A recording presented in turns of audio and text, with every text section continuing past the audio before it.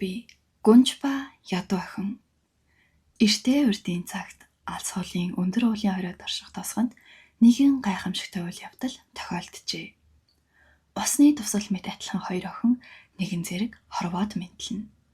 Нэг охин нь гүнж Аналис байлаа. Гүнж хаан хатан хоёрын хайранд ордонд гачигдах зүйлгүй сайхан амьдарсаар иржээ. Харин нөгөө охин нь Эрика байлаа. Эрикагийн аав ээж хоёр нь охиноо хаан хатан хоёр гүнжийг яаж хайрладагтай адилхан маш ихээр хайрладаг байсан боловч тэд дэндүү ядуу учраас охиноо яаж өсгөж халамжлах талаар байнга санаа зовно. Олон жил өнгөрч Аналис гүнж ордонд гүнжийн сурах ёстой эрдэм суралцаж, Эрика харин хатуу ширүүн аштай хатагтай карпийн дор ойдолчин болж өдөр шөнөгүй ажилласаар иржээ. Амьдрал нь тис өөр байсан тул охтууд хоорондоо хизээж уулзалтаагүй байх нь гайхах зүйл биш байлаа. Гэвч хувь тавилан нэгэн өдөр тэр хоёрыг учруулна. Хүүхэлдэйн киног эхлүүлэхээс өмнө та нартай гол болон туслах төрүүдийг танилцуулъя. Аналис гүнж болон Эрика. Аналис гүнжийн муур Серафина болон Эрикагийн муур Волфи. Аналис гүнжийн ээж хатантан болон Эрикагийн ажилдаг хувцсны дэлгүүрийн эзэн хатагтай Карп. Аналис гүнжийн багш сайн найз болох Жулиан мөн Доминик хаан. Хорон санаат Премингер болон түүний нохой Мидас. Премингерийн хоёр туслах Ник болон Нек. Мөн тэдний сайн санаатмор Хэрв. Бүх зүйл хааны уурхайгаас эхэлжээ. Уурхайчид хатанд хааны уурхай нь алтгүй болсныг хэлэхэд биелвсэн хатан маань маш их цочирдно. Алтгүй болсноор Вонт улс нь дампуурсан байлаа. Хатан Премингерээс тусламж хүссэн боловч нөгөөх нь холын аялалд явж байлаа. Ингээд хатан маань эзэнт гүрний аврахын тулд өөрийн хайртай гүнжээ ойролцоох улсын баян хаантай гэрлүүлэхээр шийдэнэ. Ордонд хашигдсан Аналис гүнж эрх чөлөөг хүсэж дуулах бол нөгөө талд Эрикач мөн шорон шиг даашинсны дэлгүүрээс явж дуучин болж эрх чөлөөтэй болохыг мөрөөдөн дуулна. Хатан Аналис гүнжид хандан энэ хаант улс болон ард иргэдээ аврахын тулд чи Доминик хаантай гэрлэх ёстой гэдэг. Харин хатагтай Карп Эрикад чиний эцэг эхийн зээлсэн мөнгө их болохоор хүүн бас их байгаа. Хэдий чи талыг нь түлсэн ч хүүн бодогцоор байгаа болохоор чи энд дахиад 37 жил ажиллах ёстой гэдэг. Премингерийн хоёр туслах болох Ник Нек хоёр уурхайд алт хулгайлах гээд нууцаар ажиллаж байлаа. Эзэн Премингер нь аяллаас эргэж ирээд тэр хоёртой уулзна. Хорон санаат Премингер хааны уурхайгаас бүх алтыг нь хулгайлж өөрөө баян болсон байдаг. Тэр олон жил худлаа ярьж зайлшгүй их ашиглаж ирсний эцэст одоо гүнжтэй гэрлэж бүр хаан болох төлөвлөгөөтэй байдаг. Гэвч нэгэн асуудал гарчээ. Ник Нек хоёр туслах нь дараа 7 хоногт гүнж Доминик хаантай гэрлэх гэж байгааг нь хэлнэ. Премингер харин үүнд нь уурлаад гүнжийг хулгайлж нуугаад өөрөө аврагч болж жүжиглээд хатны итгэлийг олон гүнжтэй гэрлэж хаан болох хорон муу төлөвлөгөөгөө гаргана. Премингерийн нохой Мидас нь хүртэл муу санаатай байх ба бүр алтан шүттэй байдаг шүү. Маргааш нь Доминик хааны талаас элчин сайд нь нэгэн туслахтайгаа хамт ордонд ирнэ.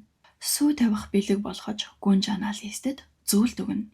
Хатан хурмыг 7 хоногийн дараа хийхээр шийдсэний зарлахад Премингер дургүй байсан ч гаднаа дэмжиж байгаа дүр эсгэнэ. Аналис гүнж харин хэдий хаантай гэрлэх нь зөв гэдгийг ойлгож байгаач дотроо эргэлзээд гунигтай байдаг.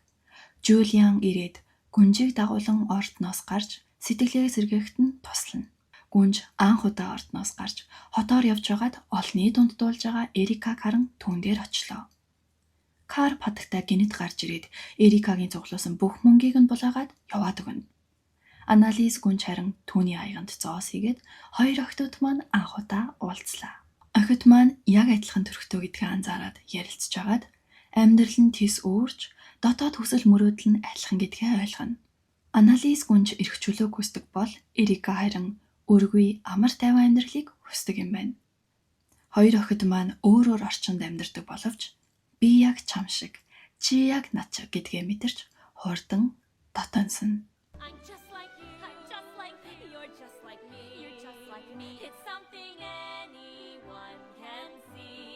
Эрхэм гүнжтэй энд юу хийж байгаа юм бэ? Эхний бөгөөд эцсийн удаа ордны хатнах амьдралыг үзэхээр ирлээ. Чи дуучин юм уу? Ямар гоё дуулд юм бэ? Үгүй, би даашинзны дэлгүүрт ажилладаг. Чиний одоо өмсөж байгаа даашинзыг ч бас би хийсэн. Хөөх, Тийм үү? Энэ миний хамгийн дуртай даашинз. Тэгэхээр би чиний хийж өгсөн даашинзыг өмсөөд царайг нь чараагүй залуутайгаа утахгүй хуримтлах юм байна. Усны өнгөн л өөр болохоос усны тусал шиг адилхан охтууд маань ийхүү хоорондоо учрана. Гүнж өөрийнхөө мөрөн дээрх титэмний тэмдгийг харуултал Эрика тарин тийм зүйл байсангүй. Гинэт хорон санаат Мидаас нохоо гарч ирээд гүнжийн муурыг хөөхөд Эрикагийн муурч бас тэр хоёрын араас гүйн. Тэгсэн Эрикагийн муур нохоо шиг уцаад Мидасыг айлгаад явуулчихна. Хоёр муурнууд маань бие биетэйгээ ялуураад байж байхад нь эзэн охтууд нь тэднийг аваад хоёр тишээгээ салан явлаа.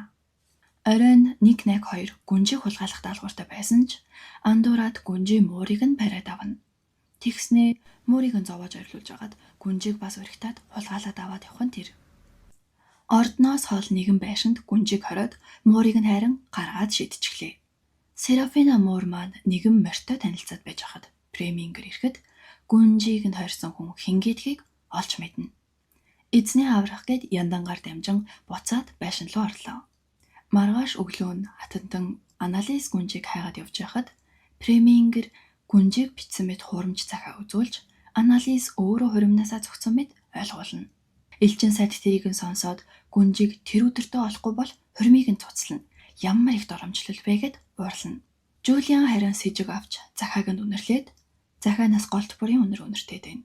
Гүнж өвн сарнай үнэр захаандаа шингээдэг тэгээд ямар нэгэн зайл байгааг олж мэднэ.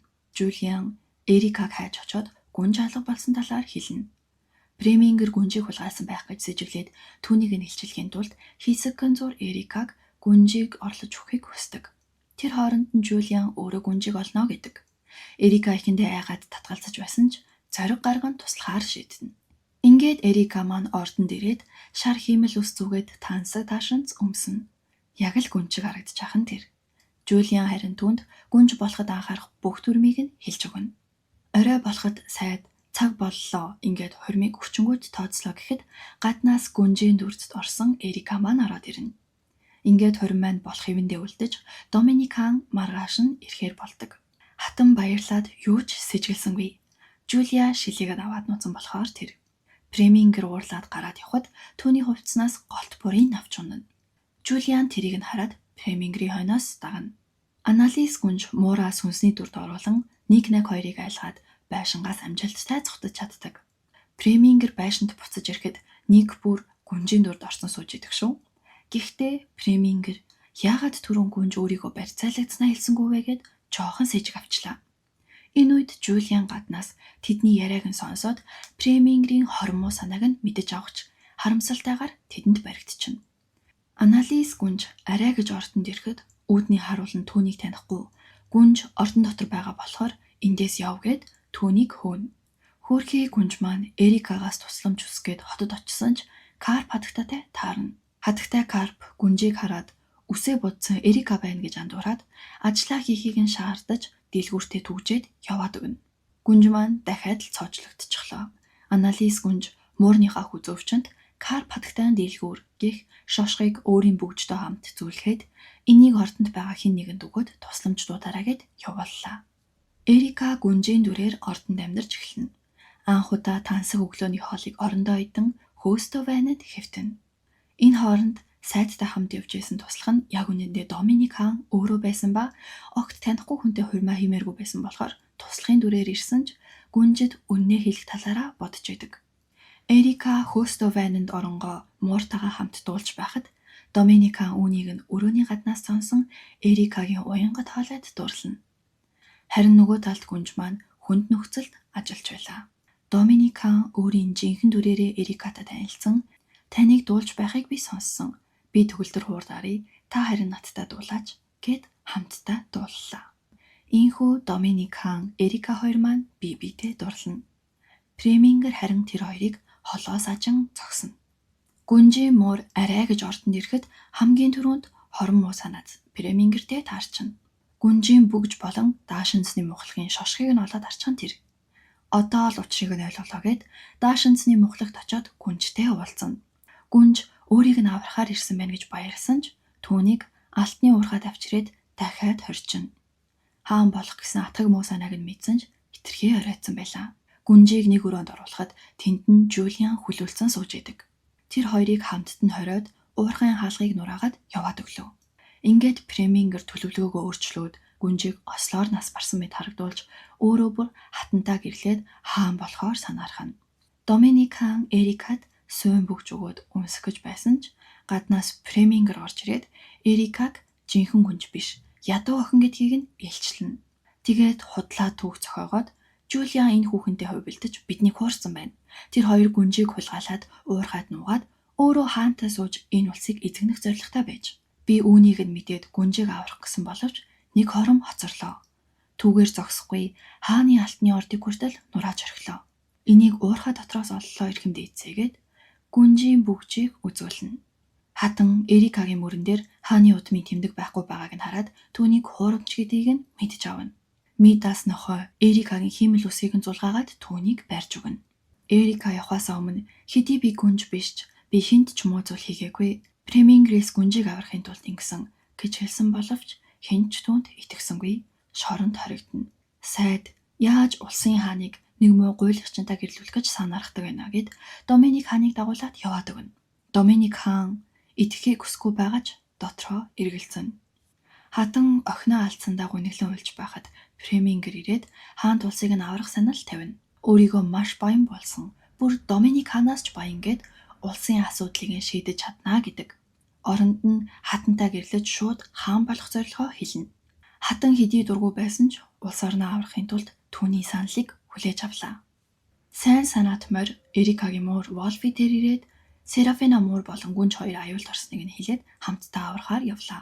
Волфи агуйн гадаа ирээд нохой шиг газар үнэрлэж байгаад дахиад нэг гарч байгааг олно.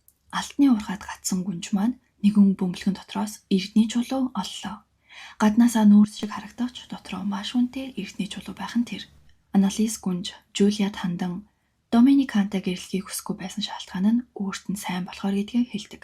Тэд бие биедээ сэтгэлээ илчилж юу ч баасан хамтдаа энэ агуугаас гарна гэж шийднэ.